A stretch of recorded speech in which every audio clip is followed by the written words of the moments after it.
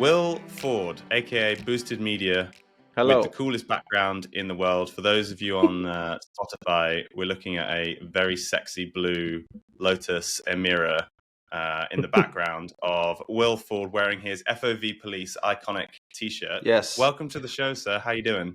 I'm doing well for a, 20 past 10 in the evening. I think it's going to be an all-nighter tonight. So, yeah, I'm pumped. I'm ready. I'm good. I forget. It's 20 past 10 in the. Oh my goodness! Yeah. Right, so that is a late time start podcast. So I appreciate. Mate, I struggle with the podcast. this is earlier early than for about me. 10 a.m. Yeah, no, this is early for me still. So, we're good. So you're a night owl? Not by choice, kind of by necessity, I guess you could say, because most of our dealings are done in the US and Europe, with most of the sim racing brands being from those areas. My admin day basically starts at 6 p.m. and runs until until I had enough and switch it off, but usually till about 1 a.m. or something like that. And then, during the daytime hours here is when we're filming and editing and doing all that kind of thing. So I kind of have 2 days in one most of the time. But That's it's certainly a interesting. challenge.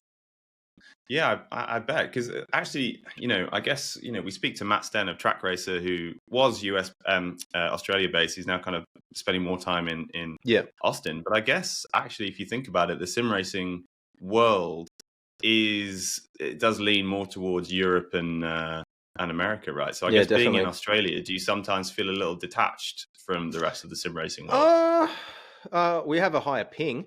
That doesn't help. Why do you keep on hitting me? I can't see you. So that we definitely we feel at a disadvantage. We have to account for the net code when we're actually racing, you guys. But look, in terms of trying to operate a business and operate within the space, it definitely does have its challenges. Just logistically can be an absolute nightmare. I mean, just recently we're reviewing the new Turtle Beach wheelbase, for example, and quite often we receive stuff a week, maybe 2 weeks after all the guys in the US and US and Europe do. So we're already at a disadvantage, because we can't get started on the review process until everybody else has already started, and just general communication can be a real challenge because that's kind of how I started working through the night. Is you get an email at 1 o'clock in the morning. If you don't reply to it, then by the time I wake up and reply, it's 1 o'clock in the morning for you guys. And so you end up operating on this 24-hour delay just to get one response. So I was just kind of like, well, screw this, I'll just stay up. Well, I mean, given these challenges, I mean, yeah, you haven't done too badly. And what I'm seeing here is that there must be an incredible amount of passion that drives your will to work through the night every day to make an imperfect situation work for you. Yeah, well, I mean, I guess there's a couple of reasons for that. I very much enjoy what I do for the most part, which is one thing. So like I always say to people, like I don't necessarily agree with the saying, do what you love and you'll never work a day in your life. I don't really agree with that. And I think anybody that's ever been lucky enough and privileged enough to be in that position probably doesn't agree with the statement. But having said that, yeah, exactly. But having said that, I do 100% agree that I love what I do for the most part, and so that obviously is self-motivating. But also, I do have a more corporate background. And I've had a couple of really bad experiences in that world as well, where I found myself in situations that weren't fantastic financially, and stability, and with a young family and everything. So I'm also very, very, very motivated and driven to be the absolute best I can possibly be at what I do. So obviously I want to provide for the family, and I have the responsibility of my brother's family as well now because he's an employee. So, I take that responsibility, with having kids and a wife and his family and everything as well, extremely seriously. But, I'm the sort of person, I can't take pride in what I'm doing if I go to bed in the evening and I don't feel like I've given it absolutely everything I possibly could, then I just can't sleep. I'm just like, ugh, and I just can't shut my brain off. So, I'm kind of, I guess, self-motivated, I guess, is the best way to describe it in that sense. But I Well, also I like I mean, enjoy the challenge as well, you know. So yeah, absolutely. I mean, you know, you're sat in an absolutely stunning studio full of incredible sim racing equipment. You've got 315,000 followers on YouTube that yeah, watch your videos and wait specifically for your reviews before they'll make purchasing decisions about whether they spend, you know, a decent portion of most people's yeah, monthly salary, if not more than a monthly salary on this equipment, and they'll wait to hear what you think about it before making a decision like that. You've gained a huge amount of respect within the sim racing community. Like, people care about your opinion, but that doesn't happen overnight. And as always on this show, I really want to go back before we dive too much into this. I yeah, mean, a couple of things you said there, which is really interesting. I'm trying not to ask the questions yet about whether or not this level of intensity is sustainable and what it's like employing yeah, somebody within your family. But yeah. before all that, let's hmm go right the way back to the beginning. What was your first experience of sim racing, and how has that led to you living this life? Wow. Okay. So That's a big question. first experience of sim racing, I can remember probably around 1988 ish. So when I was about Wow. 3.5 or 4, my dad had a Commodore Amiga, which was like one of the first home PCs that had like any form of sort of graphics acceleration at all. Um, so it was like the PC that you had if you were not wanting to buy a console, kind of thing, like an Atari or something. So he had a couple of games on that. One of the games that he had was, I think it was called Ferrari F1, and you actually steered the car with a mouse. So you had Nice. your left click was your throttle and your right click was your brake, or the other way around. I can't remember. But yeah, Hmm. you actually steered the car around the track with the mouse, and it was absolutely horrendous. But are like, you know, not to kind of over nerd this, but are yeah. we suggesting that that's sim racing? Well, I mean, it was the best that you had back then, you know. Yeah, I mean, it's I I guess. think for everybody, it's like you look back at what we thought was amazing in the 90s or Mm, even the early 2000s, and it just seems like how did we enjoy it? How did we pour so many hours into that? Like, it just yeah. seems insane now. You know, sometimes I think about this, about the how far games have come.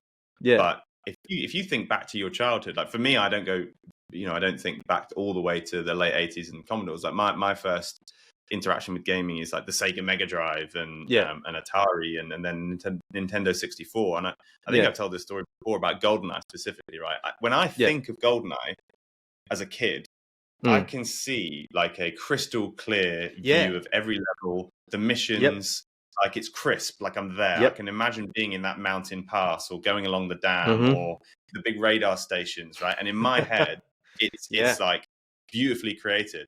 Now Oh I yeah. played it about 3 years ago, and it's or you can hardly work out who Wh- people are, yeah. what guns are. Which pixel's the It's bad just guy?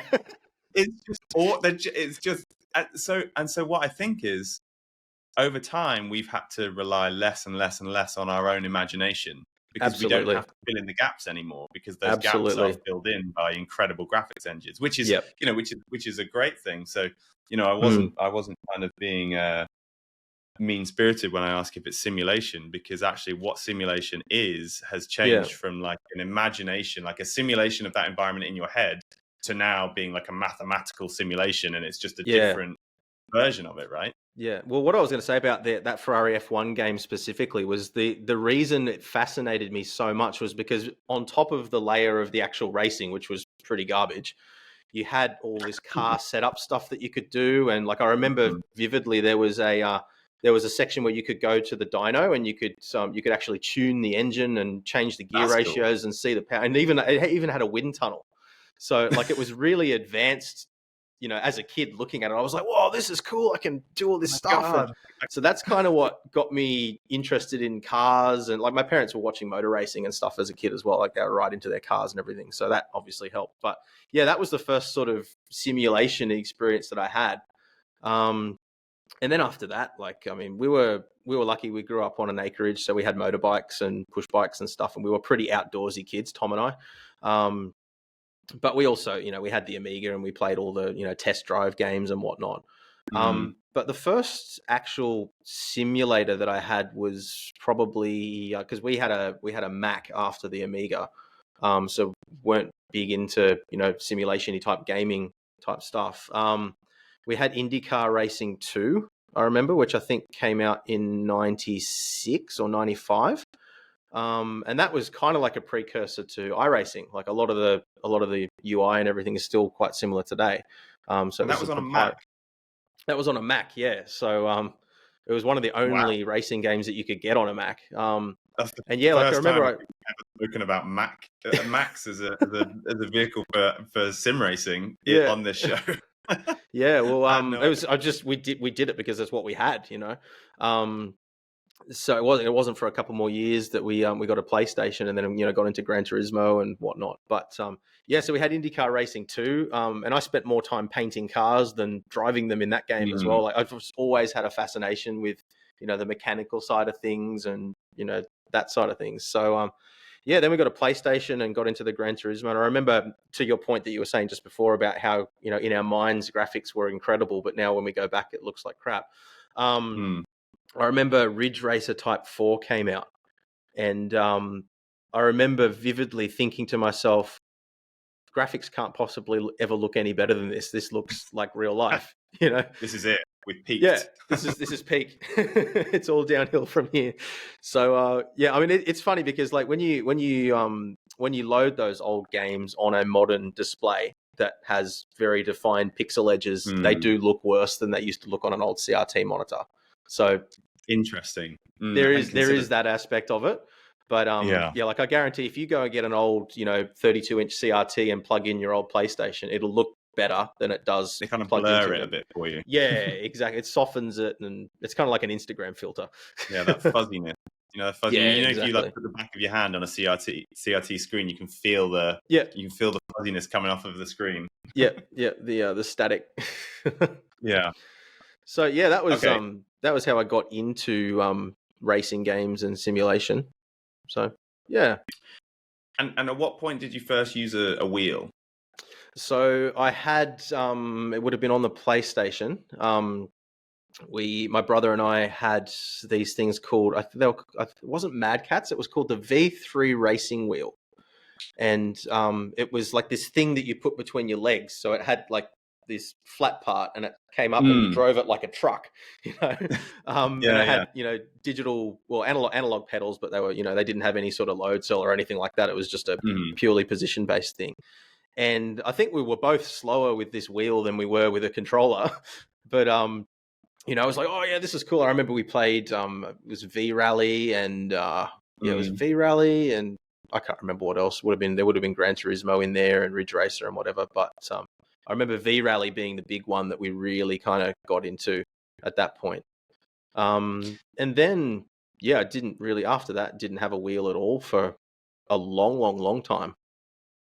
So then there was a gap, it sounds like. So you played racing games as a kid, and then you went off to I'm making assumptions of college or university or whatever, and then you said you worked in the corporate world, and then at some point there must have been a transition out of that, clearly. So tell us about that. Did the interest in racing games come back whilst you were working, and then you made a jump, or how? What was the meaning? I mean, there's been a lot of different life changes throughout that time period. I can remember at one point I was really into my radio controlled cars. So that kind of pulled me away, and then I was right into my guitar playing. So that was like my entire life revolved around playing guitar for a very long time. So I didn't really play computer games at all for a long time during that period. Then obviously girls, so I was into girls for a bit. So I had a girlfriend that kind of took up all of my time and attention, which I was happy with. And then obviously real life cars came into the picture as well once I got my license. So pretty much once I got my first car, I was just all in with that. I was modifying it and, doing sound systems and neons and this, like I was one of those lucky people that was, in the car scene right when Fast and Furious was like at its peak. So I got to live through that peak kind of car culture period. When neons and shopping lists down the side of the car were acceptable. It was normal to have a subwoofer that was more powerful than the engine in the car. And yeah, so that took up all my time for a long time, and I actually didn't go to college, so I got a very good full-time job straight out of school. Um, Basically developing systems for the military. So we were doing like sonar systems and diagnostics, things Okay. like that. Um, so that was a pretty full-on job for an 18-year-old as well. Like it took up a lot of my energy and whatnot. So yeah, between the girlfriend at the time and work and the real life car, I just didn't really play games at all. I got more enjoyment out of tinkering with my car than I did playing racing games. Um, like I kind of came back and forth with it a few times. I remember when Need for Speed Underground came out. That was when I bought another Iconic. wheel. So I bought a Hmm. cheap Logitech wheel that didn't have any force feedback or anything. I think I just picked it up from a mate or something. But I got right into that. But yeah, look, I mean, real life took over. Got married, had kids. I was always a little bit into the Codemasters F1 games. I can remember I had F1 2010. I think was the first one that I got. And then I had every year up to 2013. And then, yeah, it's just been gaming generally, not just racing games, has always been something that I've enjoyed. But it's always been very much, I guess, because I'm a very driven person work wise. I one of the things that I struggle with most is feelings of guilt whenever I'm doing something that's purely selfish and purely for self enjoyment and Mm. satisfaction. So it's been a real struggle for me to allow myself to actually take time out, switch off from the world around me, and just enjoy being immersed in a video game. Yeah. So yeah, that's always been a bit of a challenge for me. But yeah, the point where I got back into sim racing properly was when my daughter was about 3 or 4 and my son was 2ish. Finally, they were starting to sort of sleep through the night, and they'd go to bed at 5 p.m. or 6 p.m. And my wife was absolutely shattered by that time, so she'd go to bed as well, or just want to veg out and read a book or watch TV or whatever. Mm. So I found myself with a couple of hours in an evening where I didn't really have anything that I had to do. And that was where I remember I said to Tom, my brother, should I buy a mountain bike or should I buy a sim racing rig? Because I was getting back into the F1 games again at that point. Mm. And he said, "Oh no, you should definitely buy the mountain bike." And I did, and then I ended up buying a sim rig as well.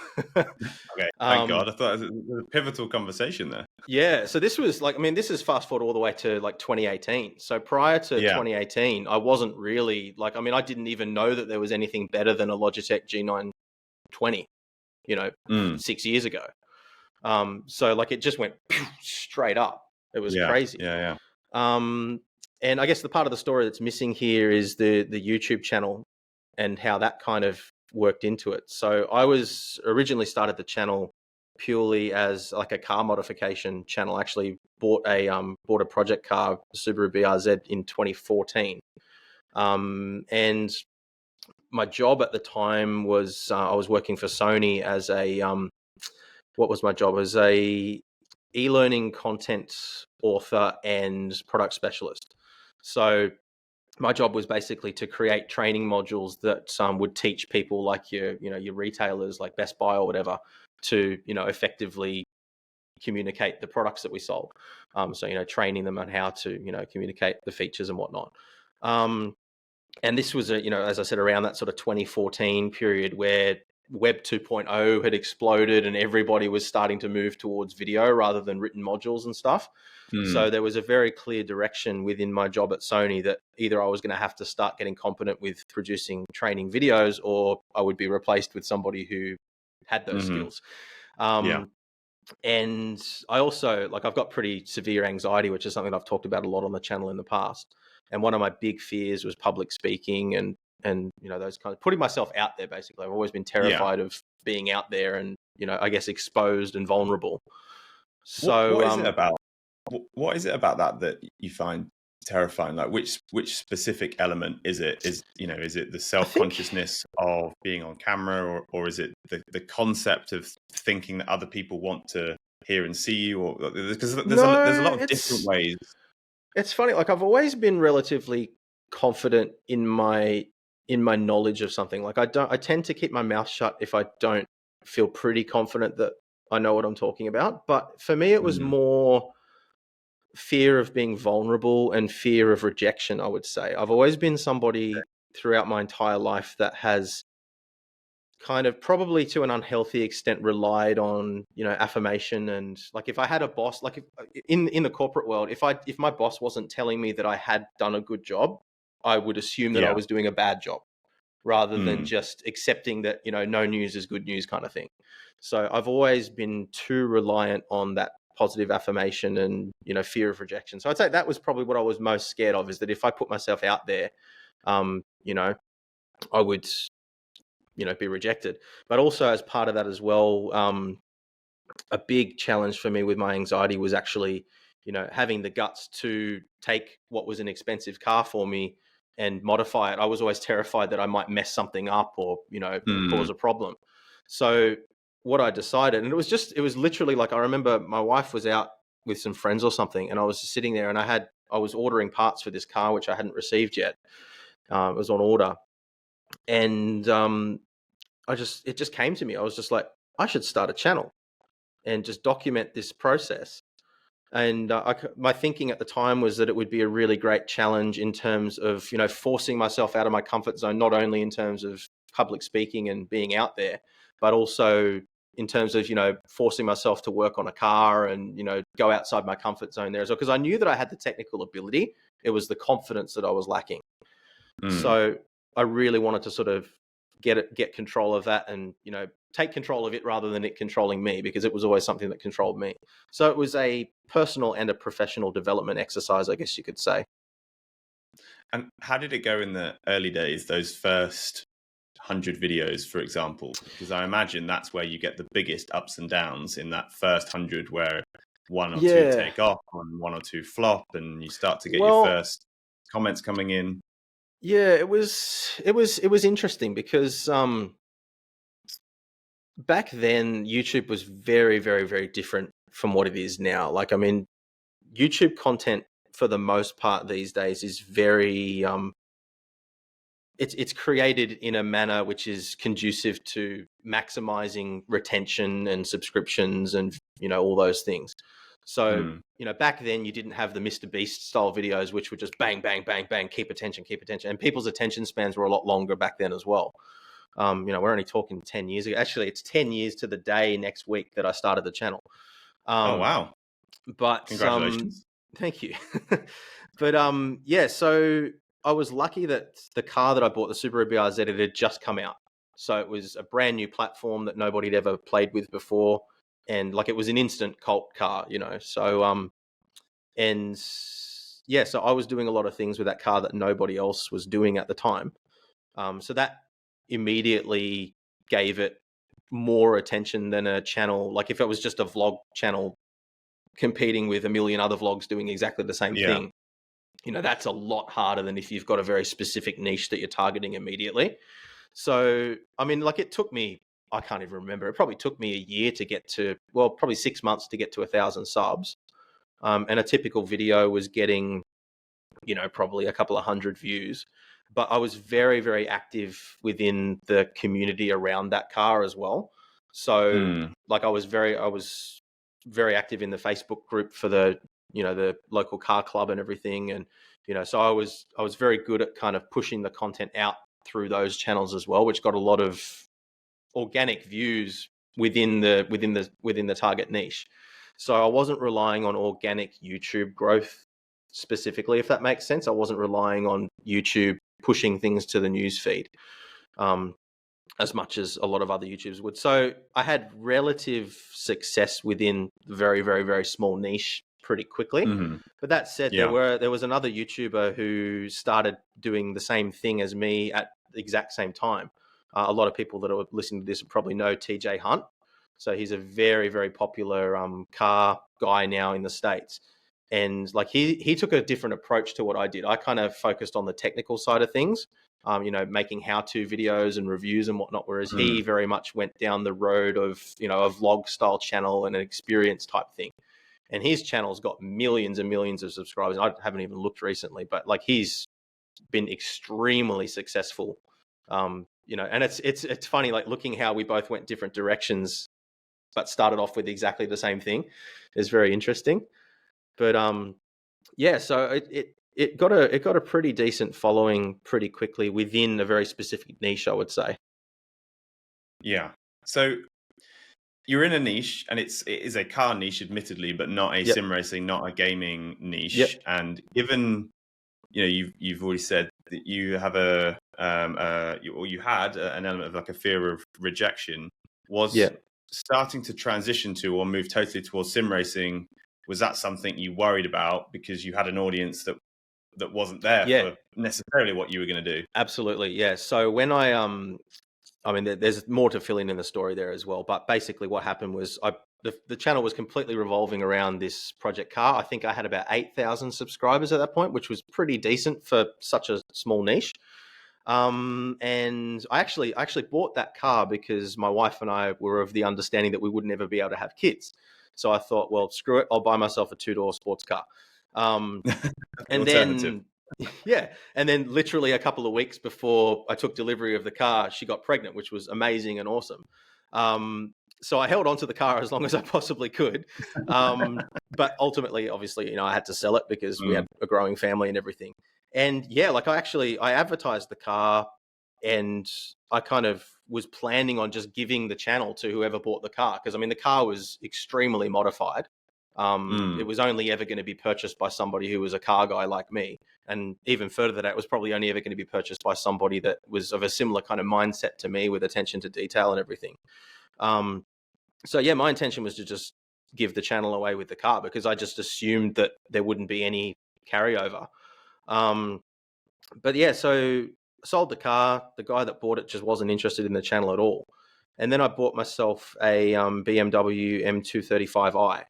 And so I started to make a couple of videos about that. And I kind of, rather than making it very specific to that particular model car, I made the content a little bit more wider. I cast a wider net. So I was making videos about like modification of the BMW software and, coding and things like that. So that was when the channel actually grew even faster, because the net was wider, right? So I was doing that for a little while, and then ended up having to sell that car as well, because I lost my job and it just kind of didn't make sense to have an expensive car. And my son was imminent at that point as well. He was, I think he was only a couple of weeks off being born, in fact. So then I kind of went, all right, well, what am I going to do with the channel now? And I've always had a very keen interest in overclocking and building custom computers and modifying, like the one that's sitting behind you right now. And behind me as well. So that's a beast. But so I've always been into that as well. So I thought, all right, well, I've got nothing to lose here. The channel's going to die, or so I just started making videos about overclocking guides and computer hardware and just stuff that I was interested in. And I didn't really have any clear direction for it. It wasn't something that I ever expected up until this point would ever become a job or even earn any meaningful amount of money. I was happy that the channel was earning enough AdSense revenue that it would pay for me to buy, some relatively cheap piece of hardware that I could tinker with on the weekend and make a video about. So it was a self-sustaining hobby, I guess you could say, at that point. I mean, the views in your early videos, I'm always fascinated, because often when I speak to YouTubers on the podcast, I always like to go back to the beginning and see what the videos were like, see how it's changed. And I always find the numbers to be quite surprising. So you said that your first few videos had like a few hundred views each. Now they've got 15 to 20,000 videos, which I always think is black and white proof that people follow people. So people are not there for the channel. People are following you. And so I imagine, and I might be wrong, I'd be interested to see what analytics you've seen on your own channel. But I imagine a lot of people have gone back to those early videos because they've got to know you later on. And like, I also wonder where you started, and people will go back and watch something about a car, even though they were there to start with. There definitely is an element of that. I mean, if looking through the comments is probably the best indicator, because you do get the odd comment, who else is here in 2022, or something like that, and that kind of is a good indicator of that kind of thing. My content being that it's more DIY and, how to kind of style content. It's a bit more evergreen. So most of those views are accumulated from people Googling a specific solution to a specific problem and then coming across the video. But I do get a lot of emails and messages from people saying, hey, I've been following you since the BRZ days, or, I was trying to find a fix for some really obscure computer problem and I saw your video and, you seem to be everywhere. What's going on? It's because I've changed niches a couple of times over the years. I've kind of have been everywhere within the nerd space, I guess you could say. But that just to touch on that point, because that is fascinating, because we've spoken to a lot of YouTubers who live and die by the algorithm and are nervous to change up what they're doing in case YouTube says no. So you just went for it. You went from tuning to some of your overclocking videos, quarter of a million views, and then you go straight into sim racing, and they've got just as many over time, right? So well, look, I mean, at that point, as I said, like there was no business plan. It was just a hobby, and like I didn't care if anybody watched the videos or not. Like I really just it was a professional and personal development exercise, and beyond that, I really didn't care. So I just went for it, and I'm like, well, if it fails, whatever, it doesn't really matter.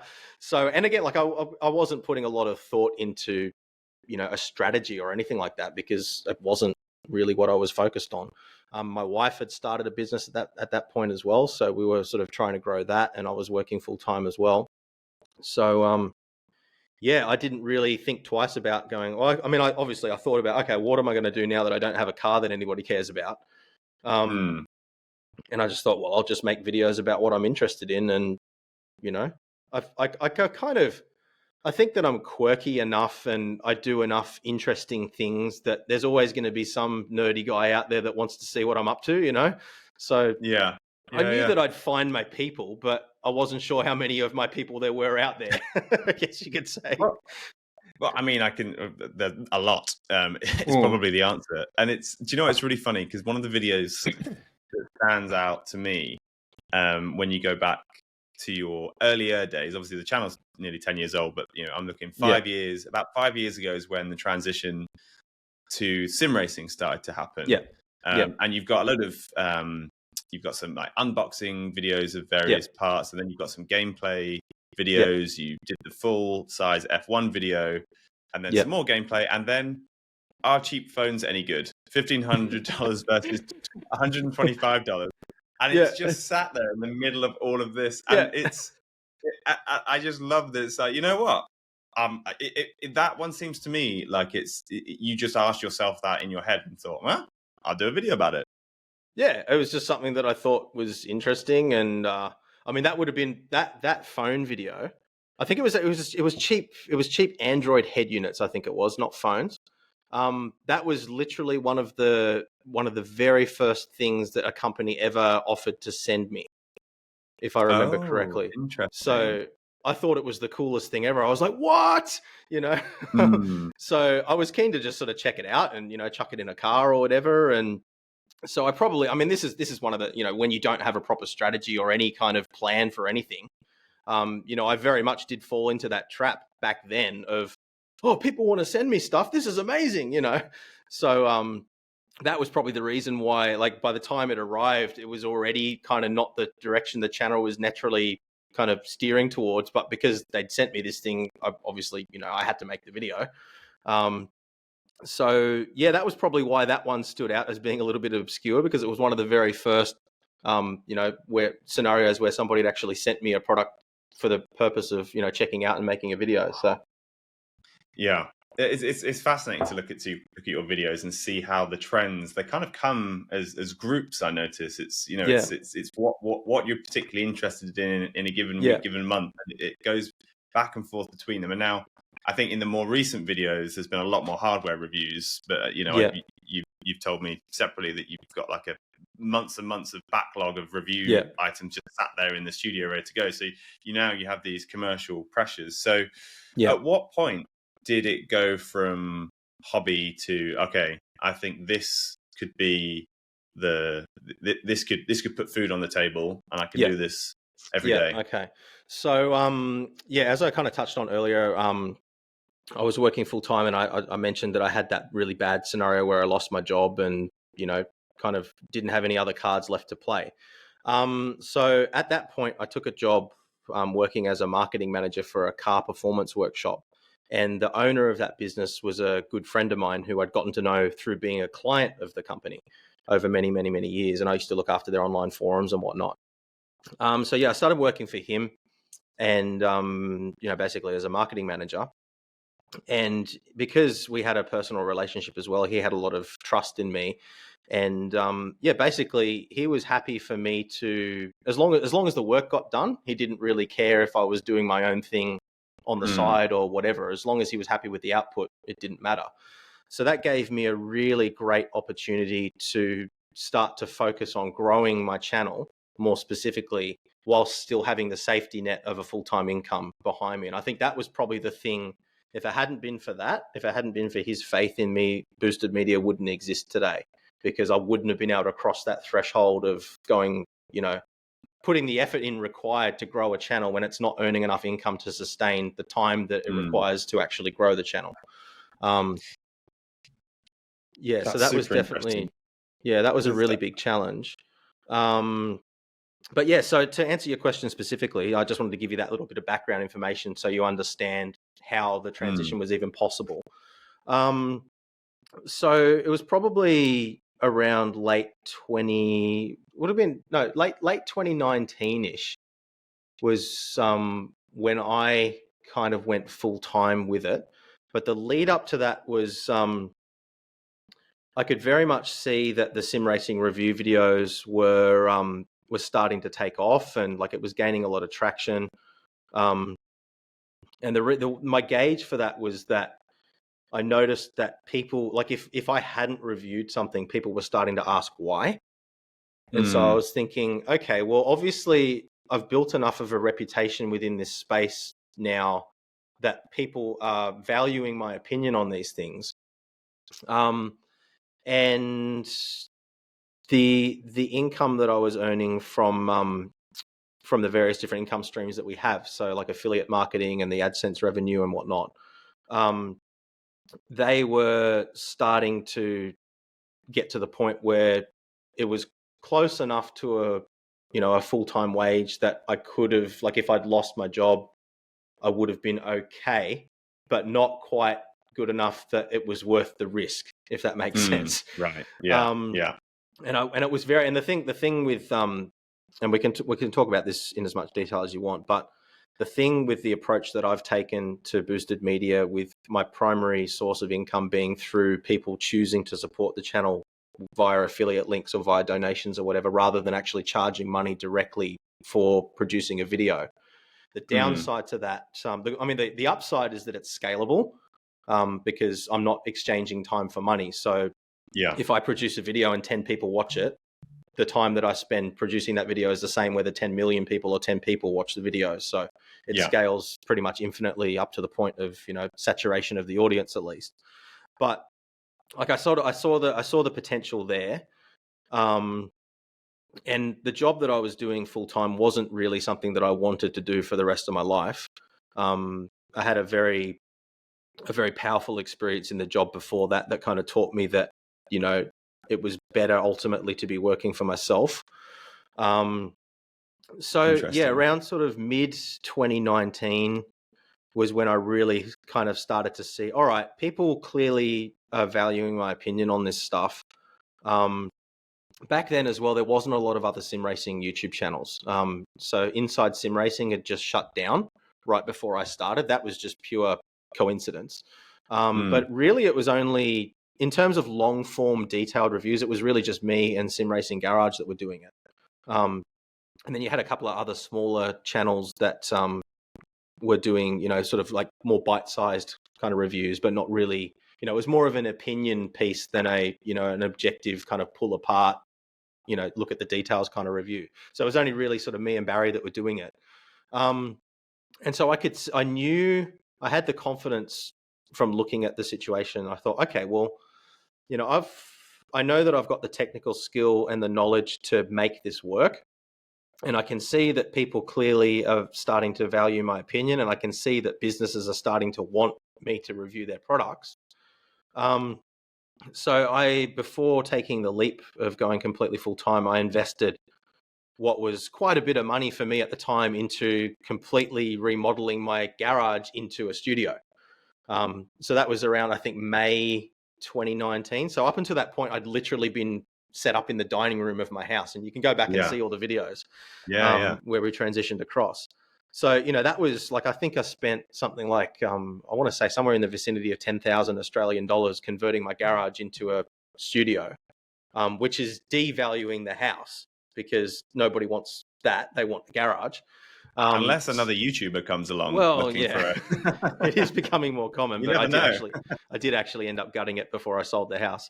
But yeah, so that was the point where I kind of went, all right, this is worth at least giving a shot. And of course, when we moved into the garage/studio, that was when the production quality of the videos, took a big step up and whatnot. I was still doing everything myself at that point. And then the business that I was working for full time changed ownership, and the new owner kind of struggled to grow the business any further. And I ended up being made redundant from that position literally 3 days before COVID lockdown started. So at that point, I was very, very, very, very nervous because obviously it was going to be impossible to find another job in that environment because you literally couldn't leave your postcode. It was crazy. So lost my job, wasn't quite earning enough from the YouTube channel that I was comfortable doing that completely full time. I had gone full time with it already, but I was still doing contract work on the side rather than being a full-time employee of this other business. But literally the week that lockdown started was when obviously sim racing just absolutely exploded. And immediately, like, I had a lot of the managers for some of the V8 supercar drivers here in Australia were contacting me wanting help setting up rigs for their E-Series. And, the interest in what I was doing exploded right at the time that I needed it to financially. So it went from being something that was just barely enough to sort of break even to something that was actually a sustainable full-time income right when I needed it to. So that was just sheer pure luck, really. So from that point on, it was like, okay, well, I guess this is what I'm doing now. And so I just threw everything I possibly could at it. Yeah, and obviously it goes without saying that COVID is not something that we would wish upon Earth ever again. Absolutely not. But I imagine having been made redundant with everything being locked down and then you being sat in a pre-made studio wanting to do sim racing as it's taking off would really kind of focus the mind in terms of growing this channel. Like, we have to make this work, and I've got all day every day, I can't go anywhere, I can't do anything, I can't see anyone. I'm just going to make this channel grow over time. It must have been almost a silver lining.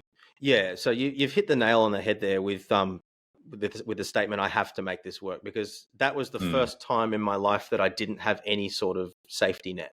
So throughout my entire career and everything that I've done, I've always had other little passion projects, and I've always been trying other things that may or may not be financially successful, but they're just something that's fun.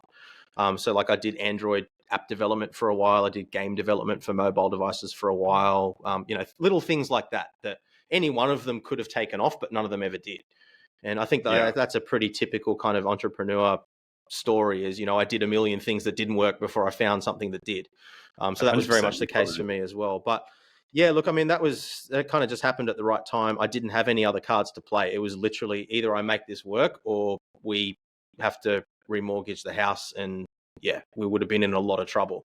Talk through the wins in that period. What were the wins when you look back to that? That 18 months, kind of 2020 and first half of 2021. When you think back to that period, clearly your channel experienced a huge amount of growth. Were there any points that you can remember and be like, that was a good day, or that was a really good week, or that was an incredible email?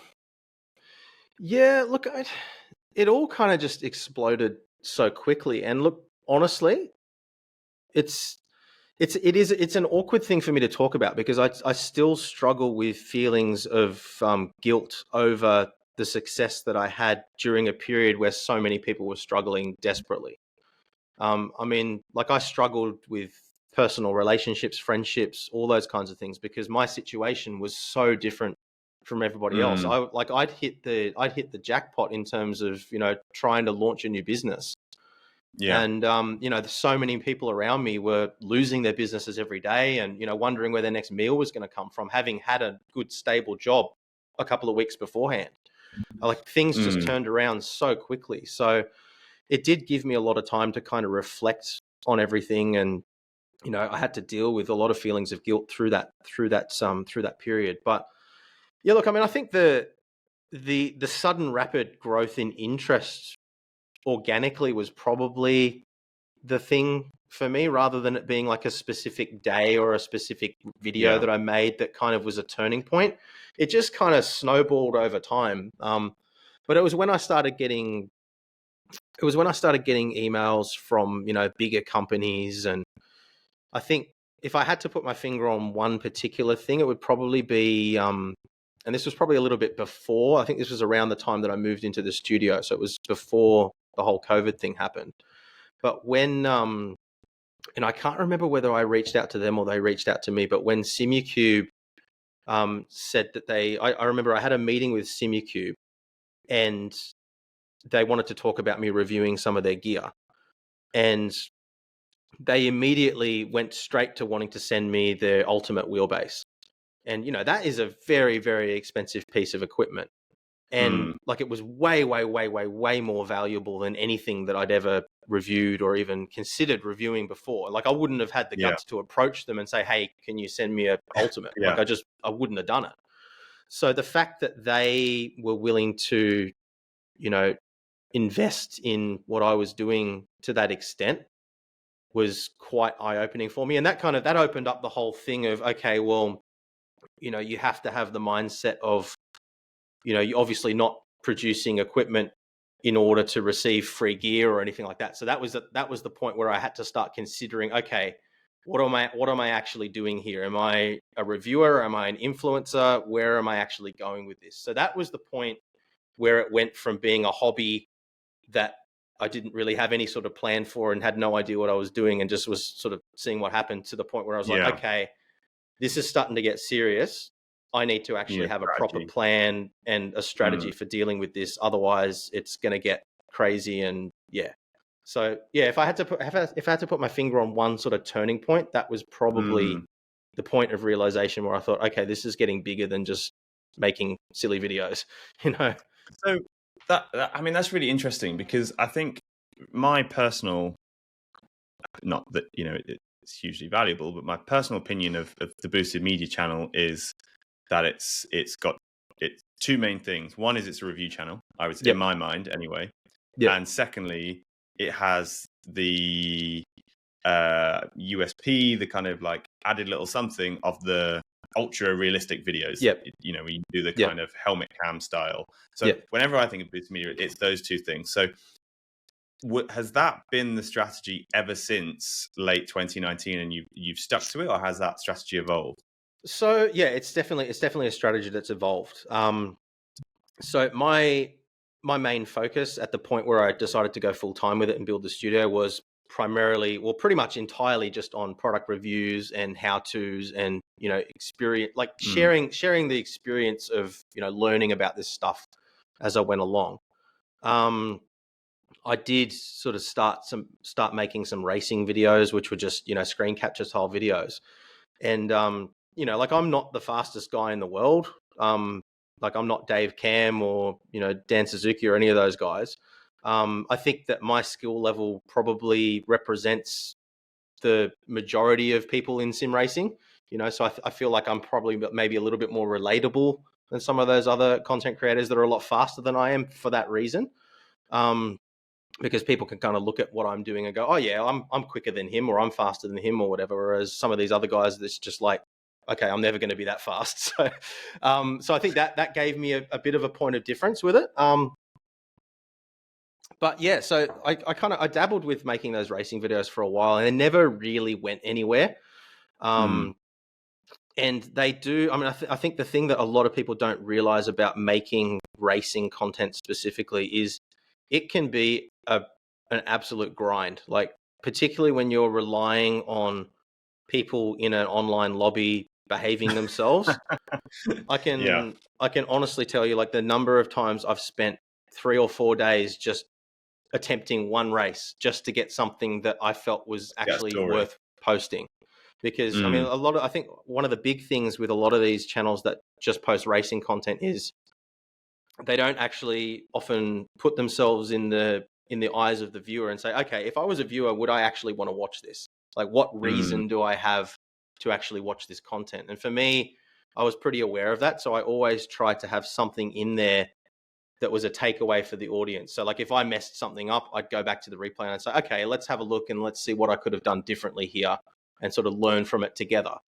So I always, like, anytime I switch on the camera or anytime I start to edit a video, it's like, all right, what is the key educational outcome here? Or what is the takeaway for the audience?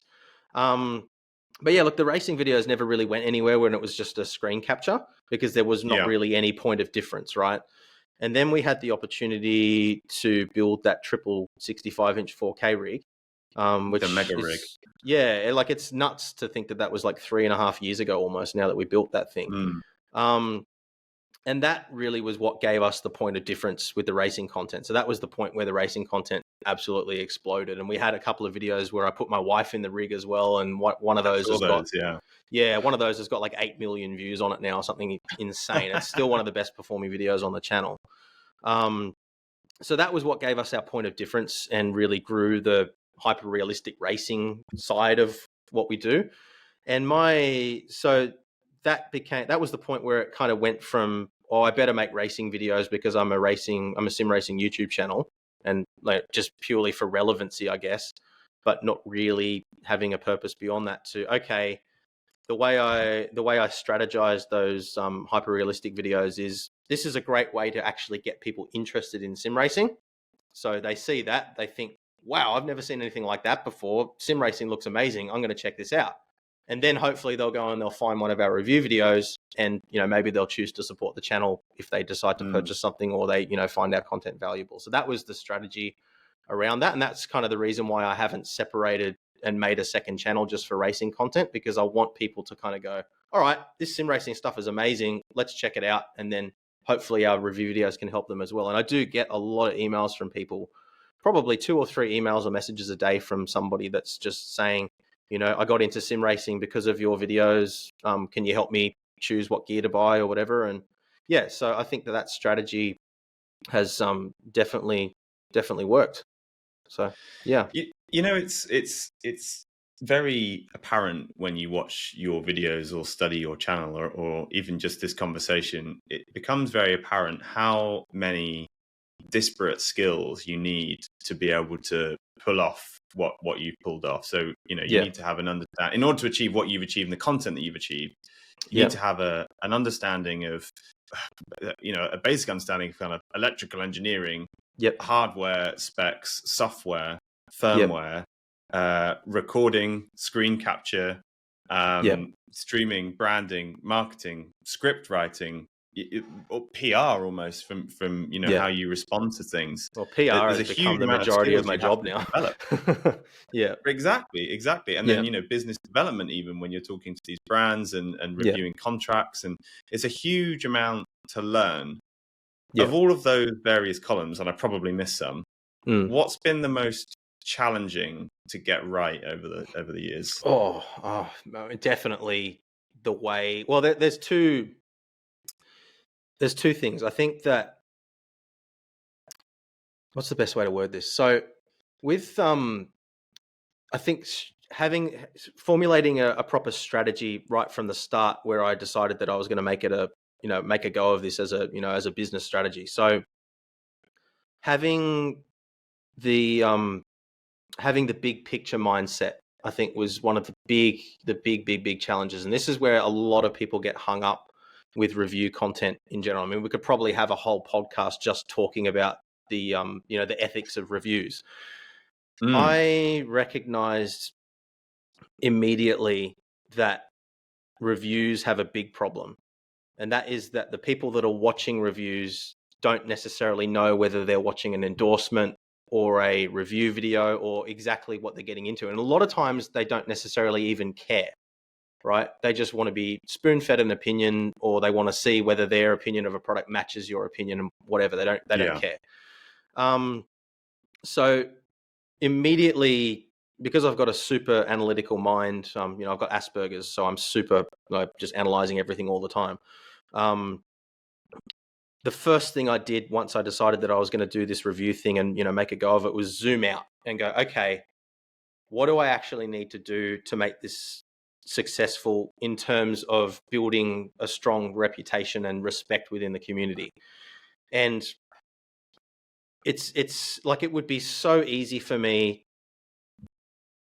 particularly now at this stage, but even back then, to go, all right, there's a new product coming out. I can make a lot of money if I say that this product is amazing, right?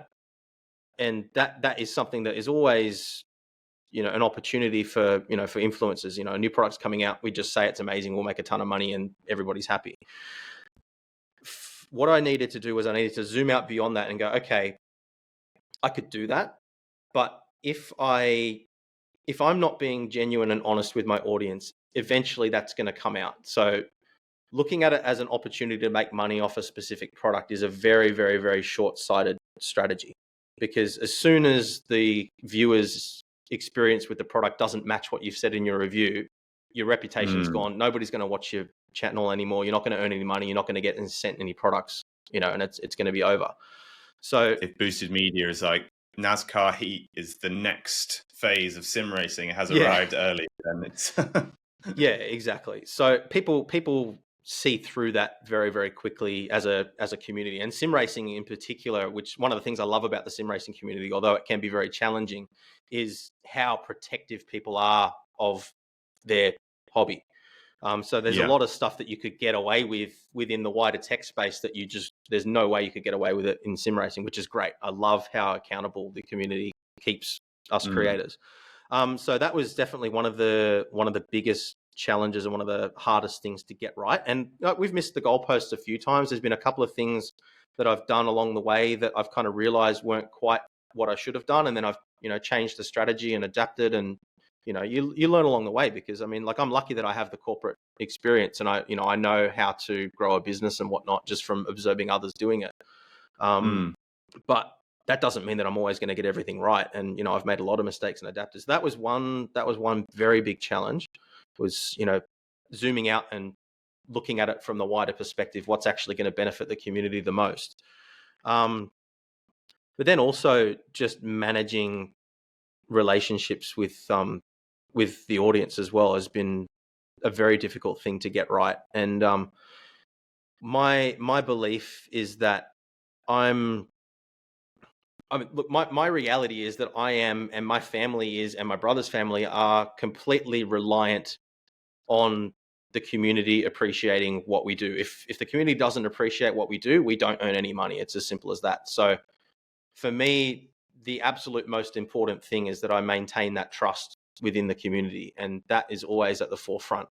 And so one of the ways that I try to achieve that is by being very active within the community as well. So I try to be in, all the big Facebook groups, and I'm active on Reddit. I'm trying to answer people's questions and give people my time. And I'm not doing that so that they'll then, go and click on one of my links or watch one of my videos or anything. I genuinely want to help people, but it's, in doing so, I'm very mindful of the fact that does a lot in terms of the perception that people have of boosted media in general. Like I want to be somebody that's out there active in the community and actually helping people. But the reality of that is very, very challenging at times, because, you can't please everybody. Obviously, as the channel grows, the expectation grows. And I get angry emails all the time from people that are upset because I didn't answer their question, or, whatever. And it's like, at this point, it's as simple as, if I had 40 hours a day just to answer emails, I wouldn't get through a third of them. So emails and messages, and comments. If I was just like it would be a double full-time job just responding to people that want my attention at this point. So learning how to actually manage that has been a huge challenge. And has it gotten any easier over time to see those comments? You know, we often say that the loud minority, or you know, you've got like if 0.1% of your viewers have a negative comment to make, and your viewership is growing over time and is now millions and millions of people, that 0.1% of people who are minded to go and make a comment gets larger and larger and larger over time. And actually the reality is that fewer people put a positive comment that they've thought in their heads out online. So how has it been adjusting to that? So one of the things I said early on in this chat was that I started the channel to partly help me boost my confidence. What I would say in response to that question is that around about the time that I went full time, I feel like that was something that I achieved. So I am a very confident person now within what I do. I feel like I've got enough clout, I guess you could say, within the community now that I feel like people respect me for the most part, and I feel like I have something valuable to give to the community. So in that sense, I know that like if I go to bed and I wake up and somebody's had something nasty to say about me, I'm confident that there'll probably be 30, 40 people that have defended me without me even having to get involved personally, which is amazing. So that has certainly made things a lot easier. Because in the early days, like if somebody said something horrible to me, like I would take it extremely personally. And that goes back to what I was saying earlier about relying on affirmation and, you know, people telling me that I've done a good job. I do take it very, very personally. And I mean, there'd be plenty of instances where you could go back to some of my older videos and look at how reactive I've been to people in the comments when they've said something negative. And that's something that I still absolutely struggle with. I have to type something, and like often I'll type some really aggressive response to a mean comment. And I'm like, I want to hit that enter button, but I don't, you know. So yeah, that's definitely something that is very, very difficult. But yeah, I'm a lot more confident as a person now as a result of the community support. You know, the community, honestly, the sim racing community has completely changed my life, and like it's incredible what you guys that are listening to this have done. You know, I'm tearing up just thinking about it. Honestly, like it's completely life changing. And so the confidence that I've gotten from having that community support is incredible. And you know, it's something that I'm very proud of, is the fact that we've been able to build a sustainable, successful business purely from people choosing to support us. You know, that's something that I'm very, very proud of, you know, having worked for other people all my life up to that point. But yeah, look, it's absolutely still the case that a negative comment sticks in your mind. And I mean, the last month, the last 2 months in particular, but particularly the last month, has absolutely been the most challenging time for us as a business. A lot of the issues around Fanatec at the moment have created a lot of anger within the sim racing community, and rightly so. Like, I mean, I can completely appreciate why people are upset. That anger often does get aimed at content creators, sometimes for legitimate reasons, sometimes not. We kind of tend to become the punching bag a lot of the time, and that has been very, very difficult to manage people's expectations around. Like, I mean, it's like if I make a video talking about the situation, I'm creating drama for views. If I don't say anything, I'm ignoring the situation for my own personal benefit. Like, whatever I do in that situation is wrong by somebody. So I've basically just had to look at the situation and go, all right, what can I do? How can I use what I've built in Boosted Media to have the best outcome for the community? You know, how can I use my influence, I guess, because I hate that word, but how can I use my influence to best serve the people that are, you know, supporting me? And that's been the approach that I've had to take through that kind of situation. But yeah, it's very, very, very difficult. Do you feel a sense of responsibility as Absolutely. somebody with such a loud voice? Absolutely. That is a huge, huge, huge challenge. I lose a lot of sleep over. Yeah, it's the hardest part of my job, honestly, is trying to because I don't actually script my videos, so you can probably tell I tend to ramble. I have a list of bullet points that I make, so the key things that I want to cover off in the video. But what I'm doing in my mind as I'm speaking to the camera is I'm thinking about what I'm saying, and then I'm thinking about all the ways that people might challenge that particular statement, and then trying to answer those as I go. Right. And that's often why I end up going off on some tangent while I'm speaking, is because it's like, okay, well, I could say this about everything. Exactly. Yeah. But then you start to, like, if you start to caveat everything, then it sounds like you're just copying out all the time, because it's like, oh yeah, but it's got this feature, but you can write it off as this, or it's got this feature, but for the price, it's okay. It's like at some point you've got to.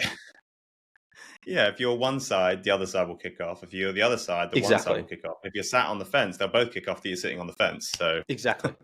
So look, I've had to just accept that I'm never going to be able to please everybody. And I think that, the fact that at the end of the day, what I have to remind myself of is, we're one of the only channels within the space that's actually been able to build a sustainable business from sim racing reviews specifically. Like, I don't know of anybody else that's really done that. And I don't say that to brag. That's just the reality of what we've been able to do. And I think that there's a reason why we've been able to achieve that. And I think it's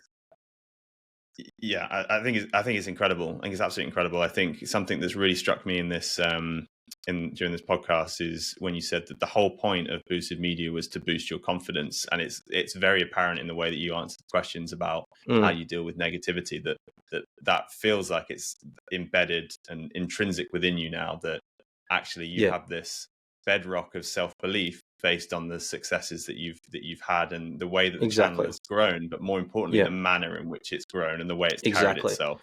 But because of that, I have a massive sense of responsibility to the people that support me as well. And that is absolutely something that keeps me awake at night. Like, I'm always worrying. Like, one of the biggest challenges that I have is, and it's really not a healthy thing, but like the first thing that I do when I wake up in the morning is check my phone to make sure that my YouTube channel hasn't been hacked, because that's a really common thing. But make sure that, the shit hasn't hit the fan in the time that I was asleep, because I worry way too much about what people think of me personally. Do you think that'll ever stop? I don't know. I think if it was going to stop, it probably would have stopped by now, to be honest with you. I think a lot about whether what I'm doing is sustainable emotionally, and the toll that it takes on my mental health. It's a struggle. Like, I mean, and I think the biggest challenge that I have is my own self-doubt and my own ability to kind of relax and go, okay, it's okay to get things wrong sometimes, Will. Like, you can make mistakes. It's okay. You will get crucified in the comments, but you'll learn and you'll do a better job next time. And like, I'm so terrified of making a mistake that it's unhealthy. And that's probably the biggest thing that I need to learn. And yeah, if I can achieve that, if I can be okay with things going wrong, that would definitely change things for me. But I don't know if I'll ever get there. It's interesting, isn't it? Because I think as a YouTuber or an influencer, sorry to use that word, I feel like it's a mandatory skill, because there is no influencer or YouTuber in the world that has achieved success without undue scrutiny, right? It's a symptom of success in this game. You just cannot avoid it. And I think there's almost a sense of its certainty is almost in itself reassuring, because the fact that you are always going to get a negative comment. Every video, the amount of views you get, the amount of comments you get, the amount of people who care about what you think, you will always get a negative comment. So the fact that that is always going to happen is almost perhaps over time going to become the assurance that you need to not worry about it, because it'd always be odd if I didn't get comments, because then maybe people are caring less about my opinion. The thing is that, and like I may have even just had a small epiphany just listening to what you were saying there, because like when you think about it, when you flip it around, I always look for people. I always hope that people will agree with what I'm saying, or at least see the point that I'm trying to get across. What I maybe don't consider enough, and what I just realized from what you said, is that if somebody aggressively disagrees with what I say, the only reason why they would bother to say anything at all is because they value in some way my opinion, and they want me to agree with their opinion, right? So if they aggressively disagree with me, it's because they want me to see their point of view. So maybe the negative is actually a positive in a way. I don't know. But I think it's an inevitable symptom of success. And if people weren't commenting, it's because they don't care, which is worse. It's to use a horribly overused phrase, it's a first world problem, but it's a sadness, because for me, the thing I think gets overlooked is the sad state of mind or state of affairs that person is living in order to feel that in some way empowers them. But let's talking of community and how important it is. We actually, unsurprisingly, have a ton of questions that have come in for us, and I've realised that we're already at just over an hour. So I apologise. I told you I was gonna have trouble shutting up. No, this has been absolutely fantastic, and obviously we put out on our social media and in our Discord channel that we had you coming on the show today, and so people sent in tons and tons and tons of questions. So I say Liam, thank you, Liam, has whittled it down to 3 or 4. So we'll see how we get on with this. And one of them is really interesting, right? So one of them is a bit of a curveball, but it does touch on something that you mentioned in the podcast. It's about RC racing, so remote control racing. Somebody's asking about the rumors that you were going to do some RC racing with Tony. I'm assuming Tony Kanaan. First I've heard of it. Oh wow! You have an incredible presence online where there are rumors circulating about you that you haven't even heard yourself. Yeah, I mean, I saw that comment. I think it was on Twitter, but I read it and I was like, "What are they talking?" I actually don't know, because I made a post on. Let's make it happen here and now. Let this be the birth. I mean, like I've had my ass handed to me by Tony many times in the sim. But because he was one of the competitors on the Porsche All Stars series that I did a couple of years ago now. So yeah, I mean, I know that he would beat me. But that's the first I've heard of it. I just got back into RC cars again recently because my son is of an age now where he's showing an interest in it. So I made a post on Facebook, basically just asking if anybody else was interested in RC cars. I haven't really thought about doing any content because I just don't have the time. And I don't want to spread myself too thin, but I'm not actually. If they can clarify exactly what they're referring to, I'm happy to answer it. But at this point, I'm actually not sure what they're referring to. Well, we'll get Tony Kanaan on the show, and then we can ask him. We'll put it to him, and we'll set up the duel. Okay, and that question was from Positive Perception, Mark, who is an incredible livery designer. If you're looking for ACC liveries, shout out to Positive Perception. Nice. Okay, so next question from Kenneth Dahl. It's a question that we've kind of covered about, how did you end up being a reviewer of sim products? I mean, come on, Kenneth. Surely you knew I was going to ask that question, but he did go on to ask another question, which is what made you make that first video? And it's the way he said it, the way he phrased that question, that first video. But let's talk sim racing video specifically, because obviously we know the story about your car. Okay. What because I'm always intrigued by this. It's a question I haven't asked this time, but that thought process you go to the first time you're like, right, this particular thing here, whether that's the wheelbase I've just bought for myself or a comparative, like what was it that made you make that first sim racing video? I felt that I had something of value to offer to the community. It's as simple as that. And as I was saying earlier, with every time I switch on the camera, it's all like in the back of my mind, and before I post a video, it's like, okay, what is the outcome of this video? What am I actually achieving for the community through publishing this? And if there's nothing, I won't publish it. So yeah, I felt like I had something, I think it was when I think the first sim racing video I made might have been the Fanatec unboxings and brief reviews. Yeah, when I bought my first proper setup. And I just I looked at what was out there in terms of content for those particular products, and I felt like I had something that was genuinely going to help people that I wanted to share. So I did. Simple as that. Simple. I have a follow-on question then, which is, how often have you recorded a video and either partway through editing or the end gone, you know what, I don't think I want to publish this video? So look, these days it doesn't happen very often because we have a very structured approach, and we receive a product, we put it through our review process, and it goes live. Race videos, I mean, if we want to talk about race videos, as I said, I often will record 20, 30 races just to get one that has anything worth publishing. So that's definitely the case.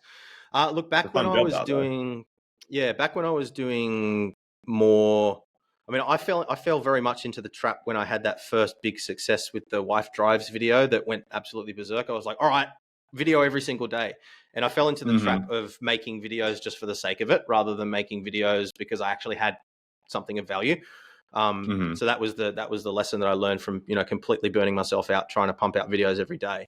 But yeah, look, there were definitely some ideas that I had or projects that I started that I kind of got halfway through it, and I'm like, either I just abandoned the project completely because it turned out to be a bad idea, or I just felt like the video was a bit it didn't really have any purpose. Like, it wasn't actually going to really give the audience much value. So I was like, you know what? Like, I'm kind of not really feeling this. There have also been some scenarios where, like, one of the things I struggle with is, like, I automatically default to wanting to help people. So, like, if my washing machine breaks, I'll figure out a way to fix it, and I'll be like, oh, I've got to film that. I've got to make a video, like, show people how to fix it. Like, I just want to help people. And I have to go, you know what?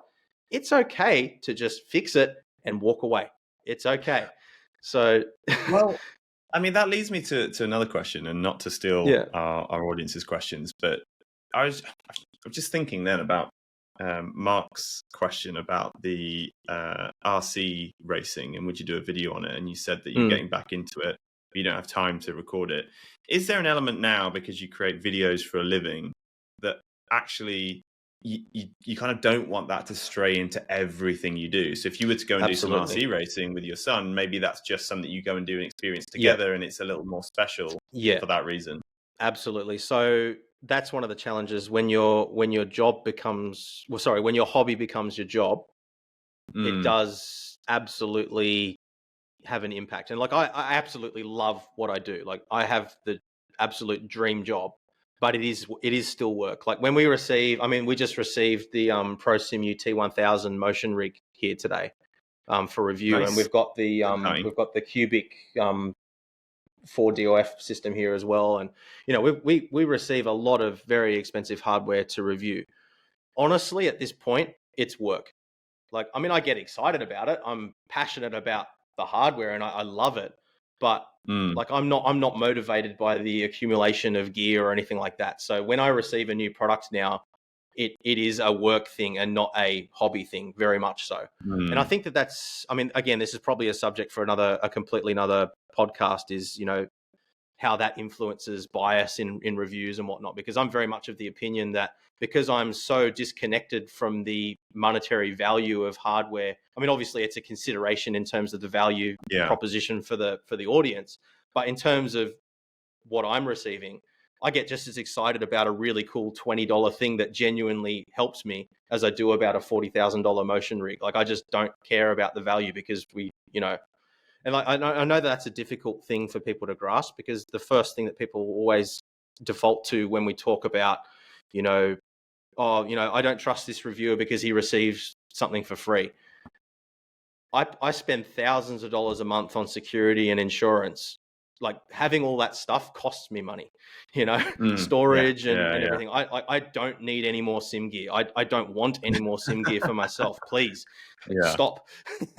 But the value of the content is what I'm interested in, right? So, but I mean, that's another whole topic. But yeah, it is absolutely very important to have things that I enjoy that are just for me. Like, I mean, when we bought the new house a year and a bit ago, I got back into dirt bike riding again a little bit. Oh, wow. Just ride around with my son. It was something that I used to do as a kid, and it was a massive achievement for me to be able to claim that back from my childhood. For various reasons. But so that's one example of something that I love doing that I don't make any content about. The RC car stuff, maybe one day, I don't know. I don't have the scope to branch out into that at the moment. We're already running at 150% just doing what we're doing now. So, but yeah, there's all sorts of opportunities. There is one thing that we are working on that I won't disclose just yet, but there is one thing that we are looking at branching out into, which could potentially be really cool. It may happen, it may not happen. We'll see. But we're going to kind of test the waters a little bit first, and I may have dropped a hint in my community section on the YouTube channel a couple of days ago. But okay. Yeah, well, so we're kind of testing here first. Heard something about it kind first. Yeah, but Grid Finder exclusive. one of the big challenges moving forward is how do we scale up from here without becoming it's a big challenge. I want to stay involved in the day-to-day. I want to be the guy that's on the camera and enjoying pulling things apart and sharing the experience of using things. I don't want to become just a business manager that manages 15 production staff. And if we scale up, ultimately that's the direction that it would head. So yeah, very much at a crossroads at the moment, trying to decipher and determine what the best growth strategy is from here. But yeah. Okay, final question. This is a great question. This is from the Instagram post question story thing we did. And it's from Circle Traction. Great username. What is the most satisfying sim to drive for any length of time in your mega rig? For any length of time in the mega rig. Yeah, interesting. Okay. Maybe he's asking, is it different if it's a short versus long race, perhaps? Yeah, look, I mean, the majority of the racing that I do is relatively short races just because that works better for the type of content that I'm creating. But if I just jump in the rig and I just want to drive and I'm not even thinking about content, I mean, there's a couple of things. It depends what mood I'm in. If I'm just wanting to chill out and relax, then I love jumping in a Assetto Corsa and just driving in the mountains in a Porsche or something like that. Not even racing, just cruising. That's a really fun, immersive experience in that rig. So that's something that I definitely do default to. If I'm looking for, if I'm feeling cranky and I want to get out some aggression and I really want to get into a race or something like that, then generally I'll go to iRacing. Is typically my my choice for that kind of experience because of the way that it immerses me in the kind of, I guess you get the sensation of real life racing. You've got the highs and the lows of that, and I think that a lot of these newer online services like yourselves that are offering some sort of a competitive field that's structured as opposed to just jumping into an online lobby with randoms would achieve the same kind of thing. But yeah, for me at the moment, definitely, if I want that racing, that real life kind of simulation experience, not necessarily because of the physics or the graphics or anything like that, it's more about the actual experience of racing people. That the heart rate before the lights go out. Exactly. Yeah, that's where I tend to. And I find that as I was saying, like often you'll get 20, 30 races where you're just like, no, I've had enough. I'm never going to touch this again. I hate iRacing. Blah, blah, blah. But then you get that one incredible race and you're just like, oh, yes. And the bad times make you appreciate the good times. Yeah. So, yeah. So true. So true. I can totally relate to all of those feelings. Will, thank you so much. We've gone well over time, but it's been absolutely fascinating. It's been brilliant. And we could honestly do so many more. I've got so many more questions I want to ask, so I'm not going to. But thank you for being so generous with your time, because you're clearly incredibly busy, another symptom of your success. So thank you for taking the time to come on the Sim Sundays podcast and be so open and generous with your stories today. So appreciate Not it. a problem at all. It's look, I really enjoy doing this kind of thing. I haven't made enough time for it of late, and that's my own fault. We've been very much buried in just sort of trying to pump through the content, but yeah, I've really enjoyed it as well. And yeah, there were some really, really good questions there. And if you do want to unpack any of those things in any more detail, I'm up for it. Great. We'll definitely take you up on that. Well, thank you very much. Appreciate it. And we'll chat next time. No worries. See ya.